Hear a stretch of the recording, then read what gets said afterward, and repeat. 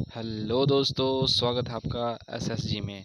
दोस्तों, मेरा नाम है मोहित और आज हम डिस्कस करेंगे सिंधु घाटी सभ्यता के कुछ इम्पोर्टेंट पॉइंट, जिनको जो है मैं अपनी पिछली वीडियो में आपके साथ डिस्कस नहीं कर पाया था और जो एग्ज़ाम के लिए आपके बहुत ही ज़्यादा इम्पोर्टेंट है। तो ज़्यादा टाइम ना वेस्ट करते हुए शुरू करते हैं आज की वीडियो। दोस्तों, आपको पता है जो सिंधु सभ्यता है उसको जो है आद्य ऐतिहासिक अथवा कांस्य युग में भी रखा जाता है या उसे आद्य ऐतिहासिक या कांस्य युग भी कहते हैं। तो दोस्तों, ये जो पॉइंट है आद्य ऐतिहासिक एवं कांस्य युग, ये एग्जामिनेशन में काफ़ी बार पूछा जाता है। तो इन पॉइंटों को जरूर याद रखिएगा क्योंकि इनसे डायरेक्ट क्वेश्चन पुट हो जाता है। तो नेक्स्ट पॉइंट है आपका, सिंधु सभ्यता को सैंधव सभ्यता भी कहते हैं। जो सिंधु घाटी सभ्यता का जो स्थल है आपका गुजरात में सिरकोदोत्ता, वहाँ से जो आपको घोड़े के अवशेष मिले हैं। तो जब घोड़े के अवशेष मिले हैं तो उसी कारण जो है इस घोड़े के अवशेष मिले हैं, उसी कारण से इस सभ्यता को सैंधव सभ्यता भी कहा जाता है। और ये एक नगरीय सभ्यता थी। ये आपको पता है कि जो उनका मेन फंक्शन था वो टाउन प्लानिंग था। ये क्वेश्चन भी आता है कि सिंधु सभ्यता का जो मेन फंक्शन वो क्या है, वो है टाउन प्लानिंग। इस कारण से जो है नगरीय सभ्यता भी कहते हैं, क्योंकि जो वहाँ पे जो लोग रहते थे वो नगरों में रहते थे। और जो आपका जो उसके बाद जो वैदिक सभ्यता थी उसमें जो लोग हैं गांव में रहते थे।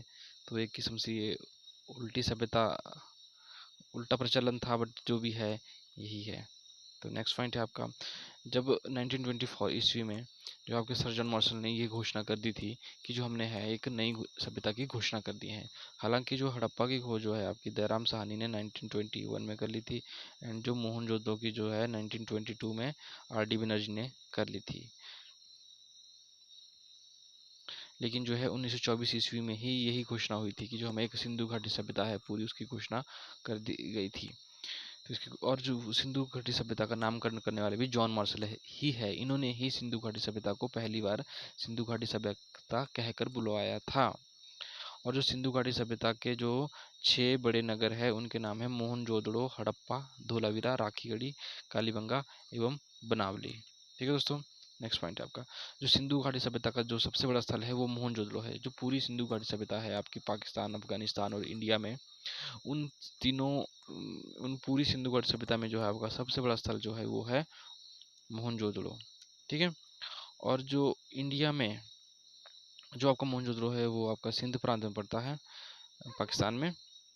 और जो आपका इंडिया में है, भारत में सबसे बड़ा सिंधु घाटी सभ्यता का जो स्थल है वो है राखीगढ़ी, जो कि आपका हरियाणा में पड़ता है।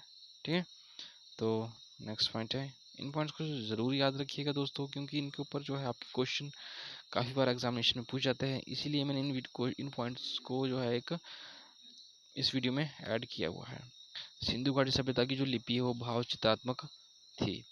तो सिंधु घाटी सभ्यता की जो लिपि थी उसमें ऐसे लिखते थे कि पहले दाएं से बाएं लिखेंगे, फिर नेक्स्ट लाइन में बाएं से दाएं लिखेंगे, फिर दाएं से बाएं लिखेंगे। इस तरीके की जो वहाँ की सिंधु घाटी सभ्यता की जो लिपि थी। ठीक है। और जो लेखन की कला है, जो उसकी जो उचित प्रणाली है वो जो है सुमेरिया की जो सभ्यता है उसकी विकसित थी, जो सबसे पहले मानी जाती थी। जैसे भी लोगों दोस्तों उस टाइम जो है एक जगह से दूसरी जगह के लिए व्यापार होते थे, इंपोर्ट एक्सपोर्ट होता था, और भी चीज़ें जैसे कोई संदेश पहुंचाया जाता था। तो उस संदेश को पहुंचाने के लिए जो एक लैंग्वेज शुरू में जो एक डेवलप्ड लैंग्वेज यूज़ की जाती थी वो सुमेरिया सभ्यता की लैंग्वेज थी। जैसे आज की डेट में जो है इंग्लिश लैंग्वेज है, जहाँ आप कहीं भी चले जाएं, अगर आपको कोई लैंग्वेज ना आती हो, इंग्लिश आती हो, तो आप कहीं नहीं फंसेंगे। तो उस टाइम वैसे ही एक सुमेरिया की लैंग्वेज सभ्यता की जो लेखन कला में, मतलब राइटिंग वे में जो एक प्रणाली थी वो काफ़ी डेवलप्ड थी। ठीक है।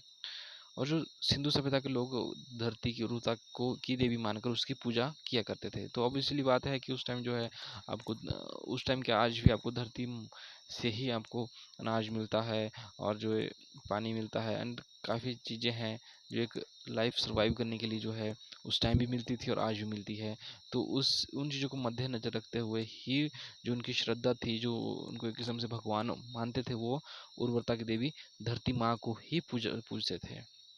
और जो दोस्तों स्वास्तिक चिन्ह जो संभवतः है वो भी हड़प्पा सभ्यता की ही देन है, ये माना जाता है। ठीक है। और जो सिंधु घाटी में जो है के जो नगर है वहाँ से जो आपको मंदिरों के कोई अवशेष नहीं मिले हैं। ठीक है, नेक्स्ट है जो सिंधुवासी है वो सूती एवं ऊनी वस्त्रों का प्रयोग करते थे। वहाँ के जो लोग थे सिंधु घाटी सभ्यता के लोग थे वो ऊनी और सूती वस्त्र पहनते थे। वो जो उनके मनोरंजन के जो काम थे वो थे मछली पकड़ना, शिकार करना, पशु पक्षी को आपस में लड़ाना, चौपड़ और पासा खेलना। ये क्लियर हो गया। तो नेक्स्ट है शवों को जो है जलाने एवं गाड़ने की दोनों की प्रथाएं प्रचलित थी। उस टाइम जो है शवों को जलाया जाता था कई जगह पे जो आपको दफनाया जाता था, और जो कई जगह पे जो है आपको वहाँ पे दफनाया जाता था और जलाया जाता था। जो आपकी हड़प्पा है वहाँ पे शवों को दफनाया जाता था, मोहनजोदड़ो में जलाया जाता था जो अवशेष प्राप्त हुए उस हिसाब से।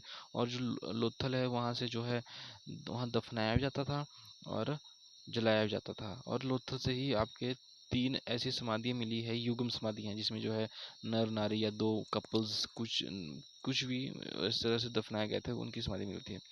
जो नेक्स्ट पॉइंट है आपका, जब आग में पकी हुई मिट्टी को टेराकोटा कहते थे। जब आग में मिट्टी को पकाया जाता था किसी चीज़ को बनाने के लिए, बर्तन बनाने के लिए, खिलौने बनाने के लिए, या कोई भी एक्सेट्रा चीज़ बनाने के लिए, तो जो आग में पकी हुई मिट्टी थी, जब आग में पका लेते थे मिट्टी को, तो उस मिट्टी को जो कहते थे वो टेराकोटा कहते थे। ये बहुत बारी जो है एसएससी CHSL और जो रेलवे के एग्जाम में कई बार क्वेश्चन बहुत बारी क्वेश्चन पूछा गया है कि डायरेक्ट क्वेश्चन पूछ लेता है एग्जामिनर की जो है आग में पकी हुई मिट्टी को क्या कहते हैं। ठीक है, या फिर क्वेश्चन ऐसे पूछ लेगा कि टेराकोटा क्या थी, तो आपको जो ये पता होना चाहिए। ठीक है, तो जो आपका नेक्स्ट पॉइंट है, जब हड़प्पा और जो मोहनजोदड़ो की जो खुदाई हो रही थी, तो वहाँ पे जो है जो अवशेष प्राप्त हो रहे थे, और जो वहाँ पे जो लोग रहते थे, जो वहाँ के नगर थे, जो वहाँ की सभ्यता थी, उसमें बहुत ज़्यादा सिमिलरिटी थी। तो उसी कारण जो है पिगट ने जो है इन्हें जुड़वा राजधानी कहा है। ठीक है,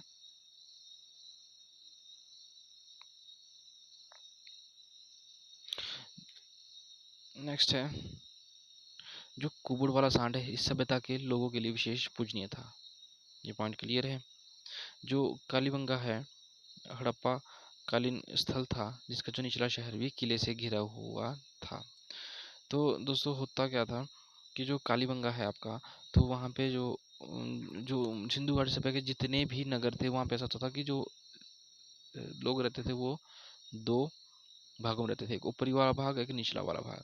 तो ऊपरी वाले भाग में जो है किलाबंदी थी, क्योंकि जो ऊपरी वाले भाग में हो सकता है उस टाइम जो है बड़े लोग व्यापारी लोग जो हाई प्रोफाइल्स लोग रहते होंगे वो ऊपर वाले भाग में रहते रहे, और जो एक आम जनता रहती होनी तो निचले भाग में रहती होनी, तो उनको जैसी ज़्यादा प्रोटेक्शन की जरूरत नहीं थी। लेकिन जो कालीबंगा है वहाँ पे जो है आपके दोनों ही ऊपर वाला भाग भी और निचला वाला भाग भी जो है किलाबंदी से घिरा हुआ था। इसके कारण ये भी हो सकता है कि जो वहाँ पे लोगों ने जो है कोई यहाँ पे डेंजर जोन होने इस कारण जो उन्होंने जो निचले दर के लोगों को भी सेफ्टी प्रोवाइड करा सकती है, या हो सकता है कि वहाँ पे जो है दोनों ही क्षेत्रों में हाई प्रोफाइल लोग रहते हैं उन्हें, तो उस कारण जो किलाबंदी कराई गई होनी। नेक्स्ट है मोसोपोटामिया।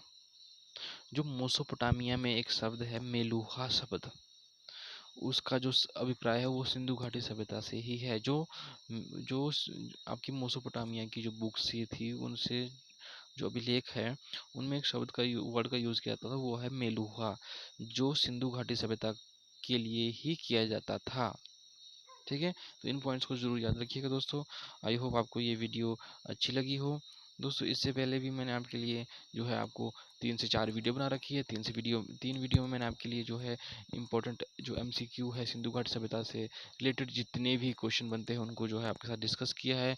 वे क्वेश्चन किसी न किसी एग्जाम में प्रीवियस ईयर पेपर में ज़रूर आए हैं, तो उन क्वेश्चनों को ज़रूर लगाइएगा, एक टेस्ट की तरह भी लगाइएगा।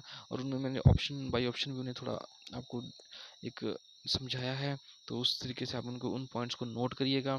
और उसके बाद मैंने एक वीडियो बनाई थी जिसमें इंपॉर्टेंट प्लेसेस है, वो काफ़ी इंपॉर्टेंट वीडियो है आपके लिए, क्योंकि उसमें मैंने एक इकट्ठा ही सब कुछ इकट्ठा किया है आपके लिए। इसमें जो आपके आपके इंपॉर्टेंट प्लेसेस है उनमें जो है कौन कौन से जो आपको अवशेष मिले हैं, तो वो कहाँ पड़ते हैं, उनसे जो कौन सी नदी उनके नज़दीक है। तो इस तरीके से मैंने सारा इंपॉर्टेंट पॉइंट क्लियर कर रखा है। इसके बाद मैं एक और वीडियो लेकर आऊँगा आपके लिए, जिसमें जो है मैं आपके लिए जो है सिंधु घाटी सभ्यता को बाई मैप आपको समझाऊंगा, जिससे आपके लिए जो है इसे याद रखने में और भी आसानी होगी। और दोस्तों इन सारी वीडियो को देखने के बाद आपको कहीं और जाने की ज़रूरत नहीं है, आप एग्ज़ामिनेशन में सारे के सारे क्वेश्चनों को जो है सॉल्व कर सकते हैं। तो दोस्तों इसी साथ अपनी वीडियो को एंड करता हूँ, और वीडियो को लाइक शेयर कमेंट ज़रूर करें, और प्लीज़ चैनल को सब्सक्राइब ज़रूर करें। ठीक है, थैंक यू दोस्तों।